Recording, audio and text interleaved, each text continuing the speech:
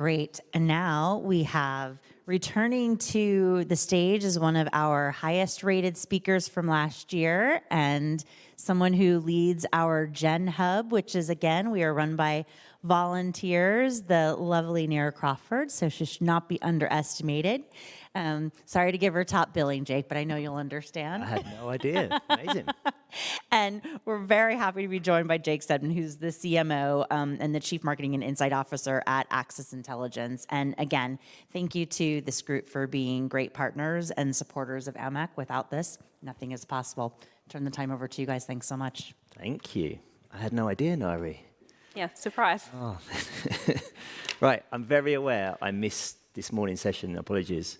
I had a meeting, and so I now know you're all sat there judging my body language.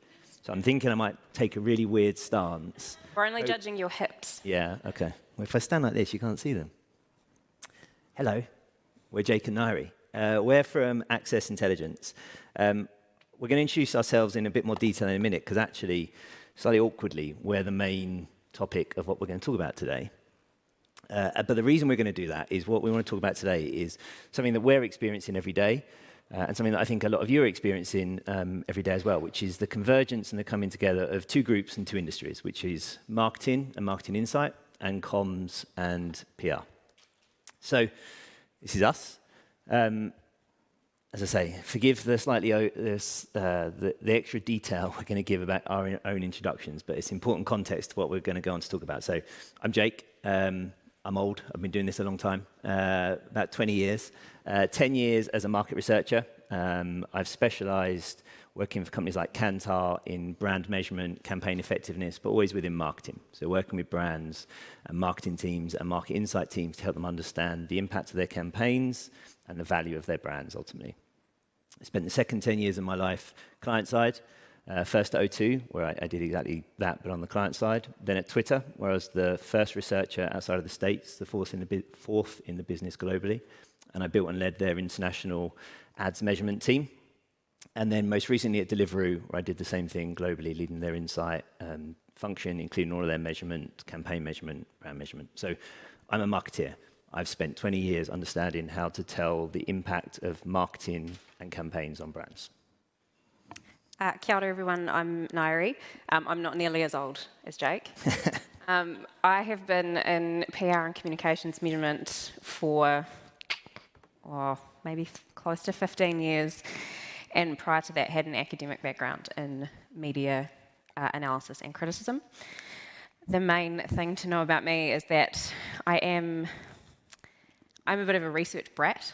I am hopelessly enamored with the idea that communications changes the world and great research about it changes the world. So those are the main things to know about me. I'm really conscious I should be doing something with my hips now. Yes. Right.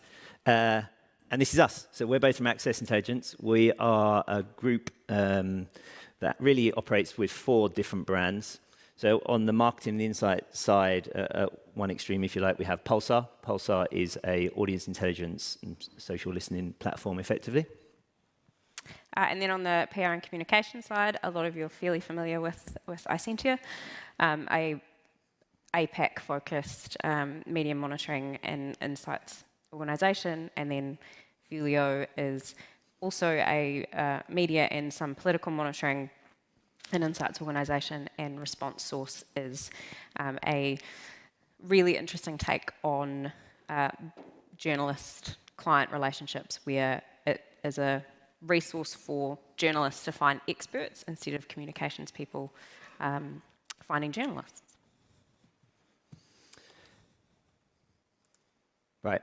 And as we said, what we're talking about today is something that we are experiencing every day within our own group, but we also think the industry is experiencing. And I think what we're going to try and do is show you the kind of the commonality that we're experiencing and why we think this is actually, there's a lot of good that's going to come out of this convergence.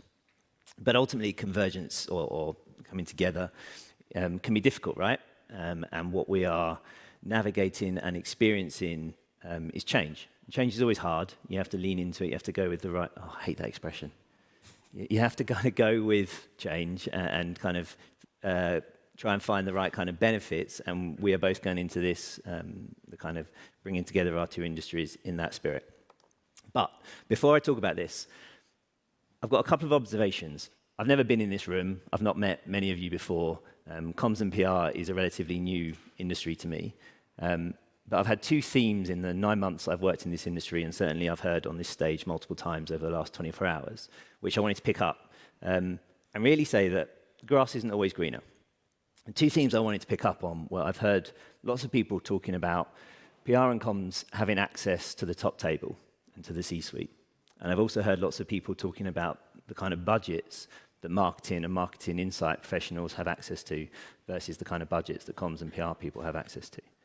As I say, I've spent 10 years as a buyer of this stuff. I've had access to the top table. We've had those kinds of budgets, and the grass isn't always greener. This happened about a week ago, or a couple of weeks ago now.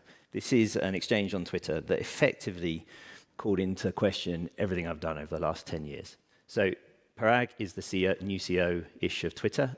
He was tweeting a thread out really in response to some of the tweets that Elon Musk has been producing, questioning the MDAU metric that Twitter produced. It kind of spiraled, and the point of that conversation isn't necessarily relevant for this, but what is important is in 2 tweets, the richest man in the world responded to Parag with poo emoji. It's always a great start. And then asking specifically, how do advertisers know what they're getting for their money? I spent 20 years telling the industry exactly what advertisers get for their money. And I think Elon did in one take, undid a lot of that work, and importantly, called into question a lot of that access that I had, a lot of that budget I had, and potentially the impact that I had. So grass isn't always greener. Access and money doesn't necessarily equate to impact. I think to also ground this a little bit more in PR and comms measurement, I do want to make a series of observations based on my experience and what I can see coming through from clients right now, what I can see coming through from my teams. And I'm sure a lot of this won't necessarily be new observations to most of you in this room, but fundamentally there is still this really significant challenge of progressing people through that value chain even further to actually get to impact. We are still really looking at a lot of work that is enriched further, but is still fundamentally trying to justify activity. And that's still the primary goal. The other kind of complex notion that comes up a lot is data literacy, which sometimes feels like you're saying that people can't read charts, which I don't think is necessarily fair. But what this really means to me is that we've got clients that are starting to collect scores. They're starting to collect different data points. And it's actually the ability to tell the story across all of those data points that I think is really that challenge around data literacy. So to stay on the theme of convergence particularly, convergence is hitting communications in a specific number of ways. I should say that I interchange the terms PR and communications a lot. I prefer the term communications. It may be a particular market quirk that I have from my part of the world. But the 3 kind of core ways that convergence appears in comms is the obvious convergence between marketing and comms. This is obviously happening more and more, though much slower than I think probably everybody ever expected, but also occurring at higher levels than I think was probably necessarily spoken about initially. And this introduces a lot of differing standards and practices and approaches that particularly when reporting upwards in an organisation can be trickier to navigate. The other element of convergence is the one that we're kind of living through at the moment, and that there is this convergence of research and consulting and technology firms, which in itself may introduce a little bit of bias, may introduce homogeneity in the way that people respond to and what kind of recommendations are made to clients. And then the third part is really around the convergence of data itself. So that quest to constantly try and simplify data and find that kind of one magic metric. And as a marketer and a marketing insight professional, I relate to everything Ngaire just said. I'll tell you a story, if I may, going back again to my time at Twitter, specifically on that last point about the kind of data convergence. Because one of the things that I experience and in my observation is I feel that certainly a lot of the speeches on this stage over the last day have also been articulating is, there is more data every day. There is huge amounts of data. This kind of data convergence, to use Ngaire's language, is affecting all of us, whichever industry we're sat in. And I have a story about how that's not always a great thing. So I'm early in my days at Twitter. We're doing some research using our own behavioral data. So Twitter is a data set, and as a researcher at Twitter, you have access to all of that data. We noticed a phenomenon which was specific to the relationship between TV and Twitter. And what we noticed was that around particular cultural events, whether it's the Oscars or the Super Bowl or Love Island or particular things that happen on TV, not only is there a real spike in Twitter tweets being sent, but actually the behavior around how people tweet changes. There is more design for engagement. So people are tweeting and responding to each other much more. They're much less likely to project an opinion, just tweet a statement or a fact. More likely to actually engage with each other, to ask each other questions, to tag the stars of the football or the reality TV show, whatever it might be. But what we also noticed was that people were taking longer to do that, longer to craft that tweet. And we had a hypothesis in the Insight team, which was people are doing that to drive that engagement specifically. And what that means is they're taking their time to make sure they're crafting it in a way that will get engagement.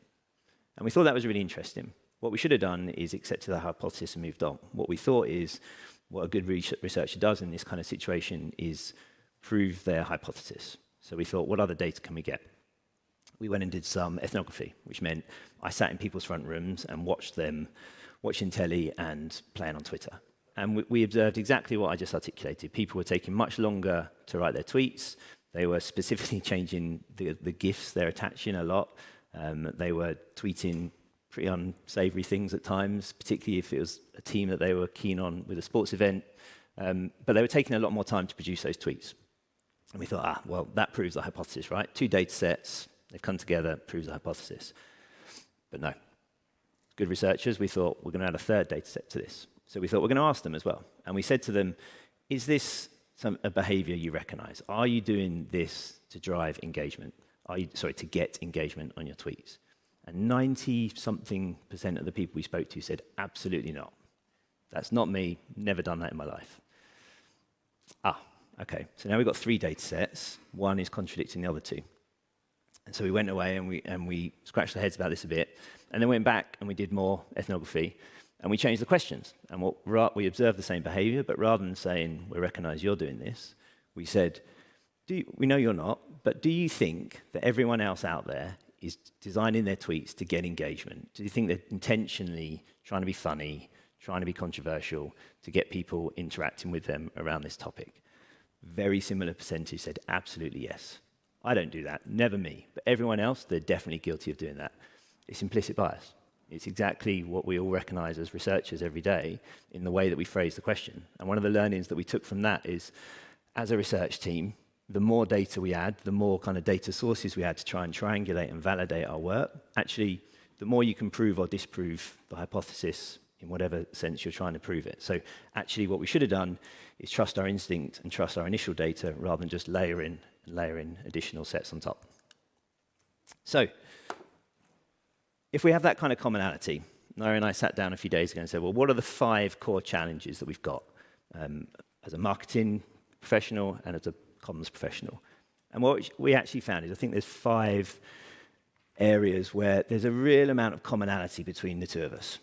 So from a marketing point of view, the 5 challenges I articulated, the first one is a single KPI.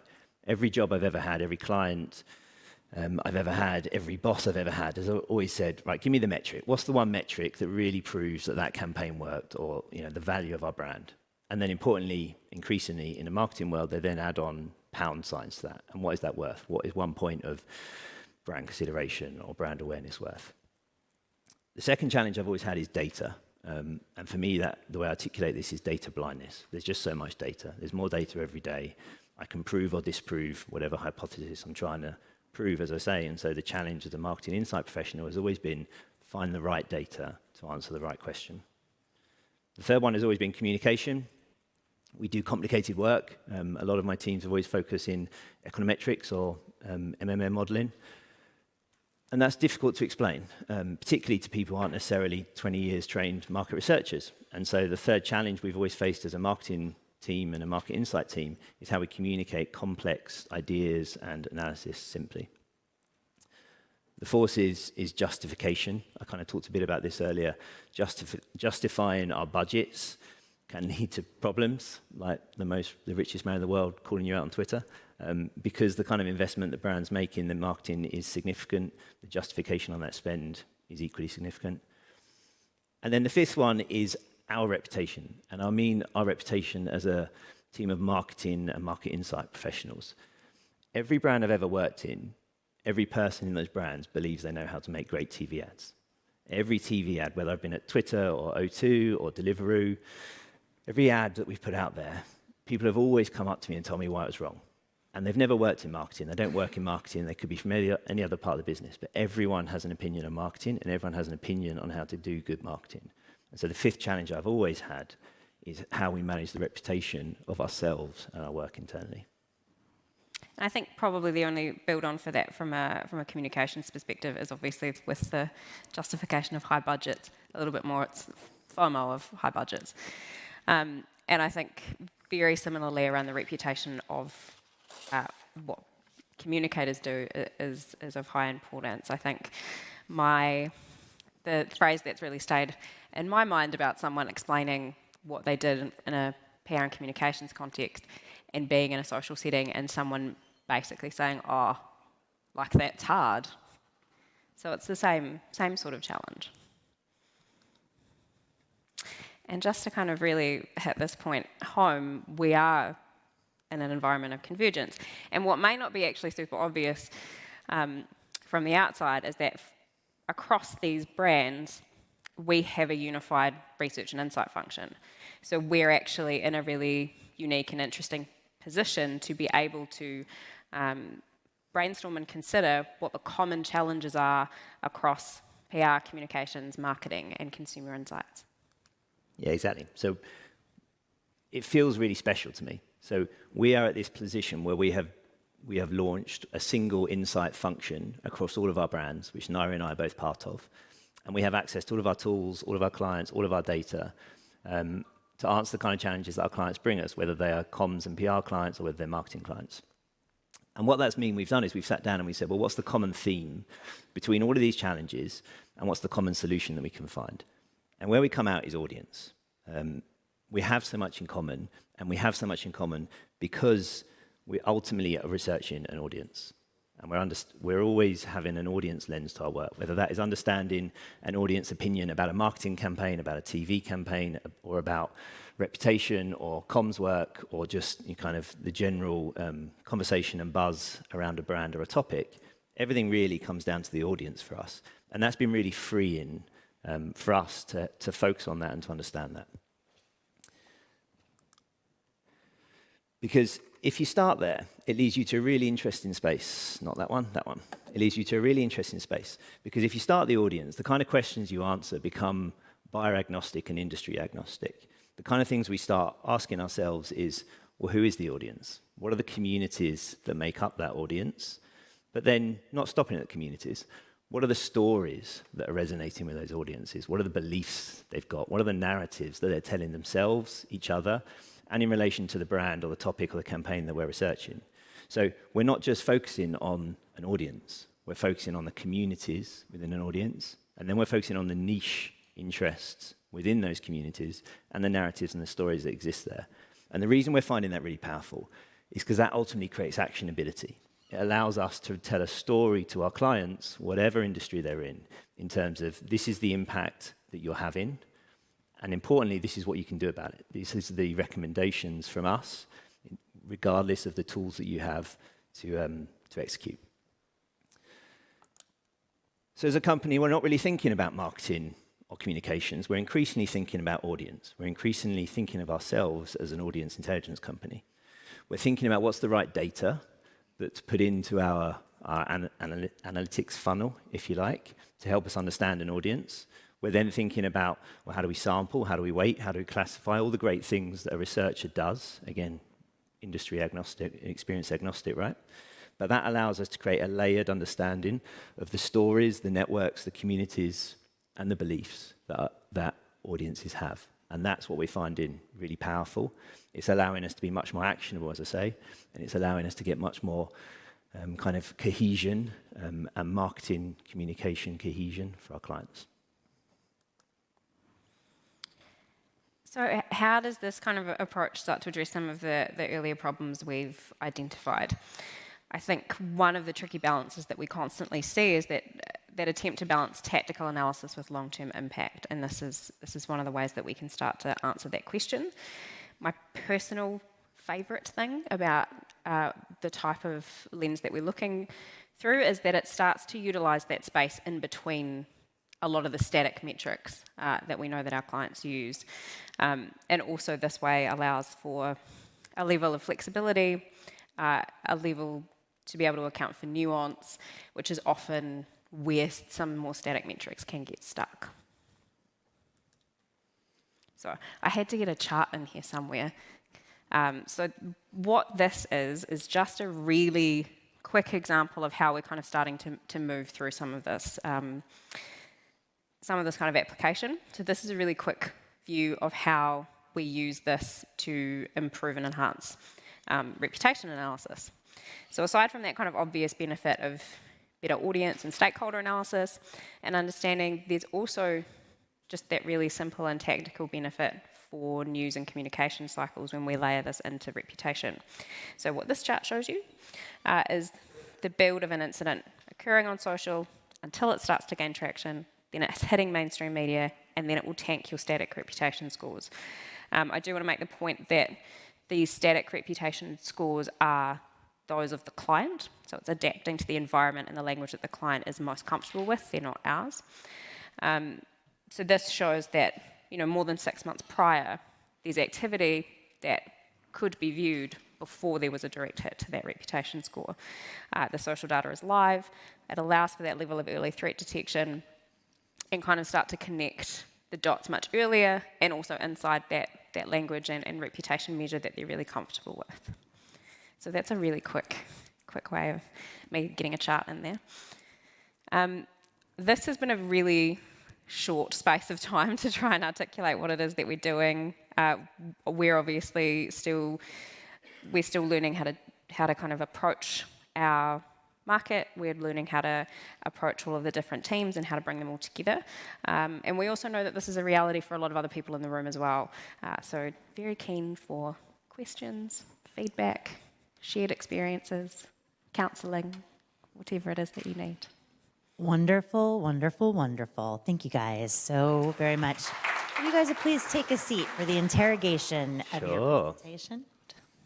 Very aware I have my hands in my pockets half of that. I assume the body language experts... Think Shakira, the hips don't lie. Right, okay. And hands in pocket was covered. You'll have to go back to the on-demand and do a little self-analysis of that. But Thrust, though, so that was I believe that was the main takeaway from this morning. It's a low bar if that's the thing that we're focusing on. So I think after that discussion, you can tell when Jake joined the team and we had a chance to originally talk, I was so excited because it helps understand that this perceived disparity between access and data and proving the ROI across the funnel maybe isn't as different as we like to, as we know it is. And so I think between Jake's experience, 20 years, hard to believe, bringing that forward and then being able to see that evolution, it's really important to understand that. And I think it's clear now that there is a tag team powerhouse that we can count on for future presentations as well. There's an on-demand session of Augustine Fu in the platform this year talking about how advertising has, they're struggling with validity of bots and how there's, perceived higher values and inflated values for advertising. When we look at kind of all of these data sets, and I think, Ngaire, your chart touched on that when we're talking about impressions, what are those internal conversations that you're having with your clients to help them level set some of those expectations, going from impressions to real valid metrics that are going to guide some direction and some strategy within the organization? And how do you guys talk about that inside of your company to be able to guide and counsel them on kind of that broader best practice scale?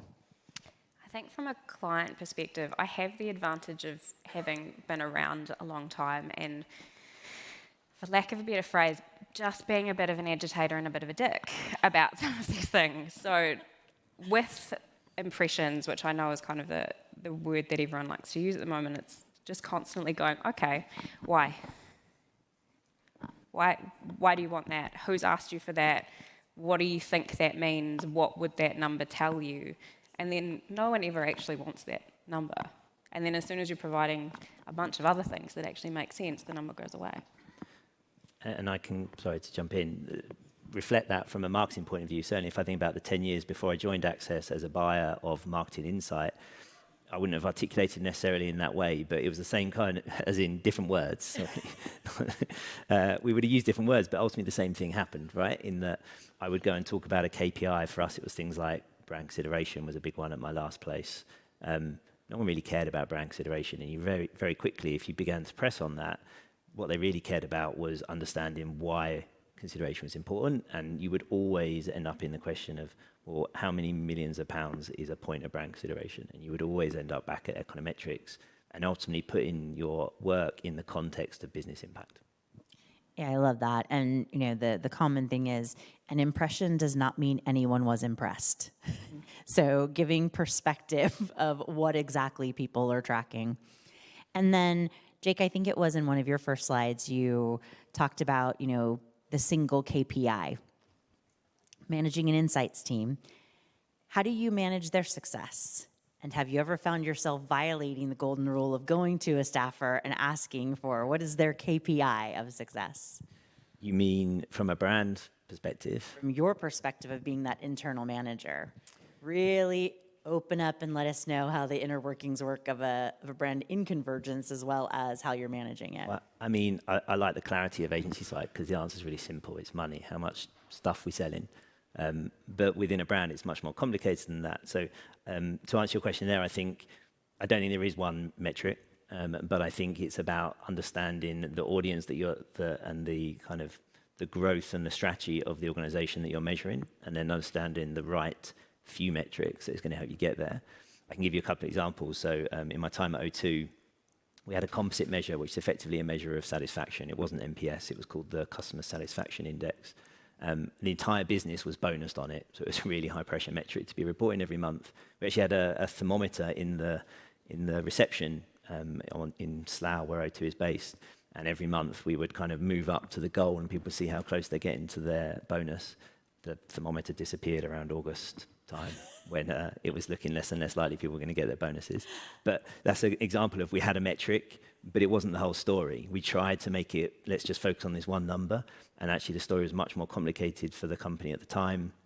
They were just new into the acquisition of by Telefonica, and actually we needed a much more kind of comprehensive measure that included things like brand and the O2 and a bunch of other things. So I don't think there is one metric. Yeah, I think that's that powerful indicator too that you see across those brands. And I think when you were talking about the women in sports case study, it really is those qualitative metrics that all build into that to avoid that. There can be correlation, doesn't necessarily equate to causation, and so being very careful and direct about how you're reporting on that. I'll ask you both to be a little bit of a futurist for a minute. What do you see that excites you in the next 12 to 18 months in this space? I think from a personal perspective, I'm incredibly excited to start supercharging some of that connective data.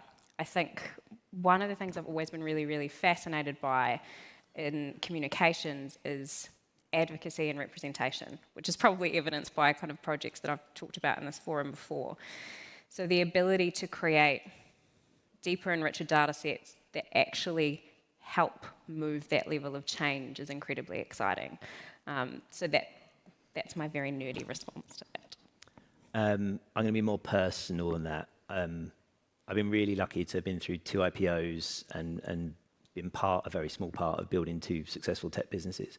And I feel the same kind of level of excitement and buzz and energy at Access that I felt at Twitter in its early days and at Deliveroo in its early days. So I'm just excited the next 18 months to work with people like Ngaire and the tools and the data that we've got, because we're building something really special. Well, now you make me think that I should have said, oh, it's working with Jake.